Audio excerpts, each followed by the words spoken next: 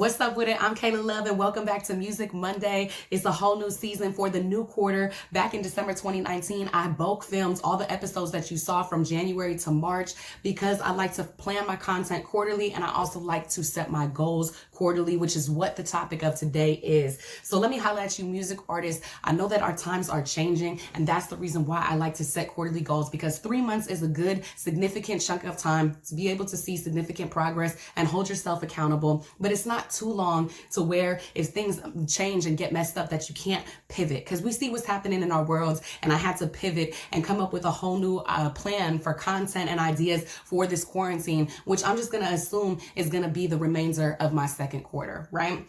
But the reason why I like, again, setting quarterly goals is because I'm looking at what I want to accomplish in 3 months time, then I'll break it down to a month's time, to a week, and eventually that is what is going to inform my day-to-day schedule. You know, for example, I have the goal for 2020 to release a song, a single every single week.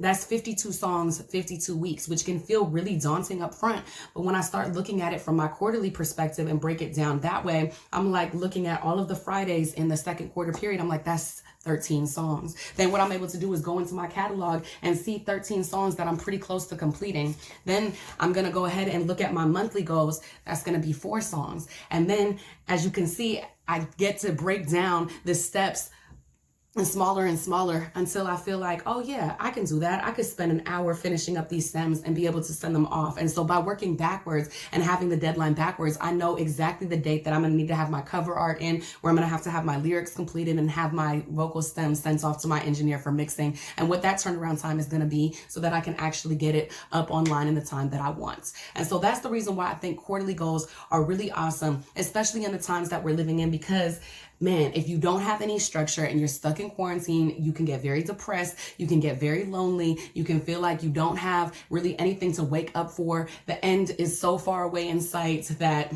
it can start feeling hopeless, and a whole chain of events ends up happening. And so for me, setting goals really helps to just solidify some type of structure in my life, a sense of tomorrow that I can wake up and accomplish something and feel good about myself and good that I did something for my career. And so artists, I am encouraging you to take advantage of this time and look at what you can realistically accomplish, especially if you have extra time on your hands now in this second quarter, which just started on April 1st, April, May, June 30th. That's going to be the end of the quarter. What can you accomplish by June 30th? And if you need some help on goal setting, go check out my SMART Goals video, and it really breaks down the 5 elements that are necessary to create a concrete goal that will be easy for you to obtain. And so that's my challenge to you, artists. Set out some concrete goals for this second quarter of the year that you can break down into some monthly, weekly, and daily goals. What is it that you want to accomplish?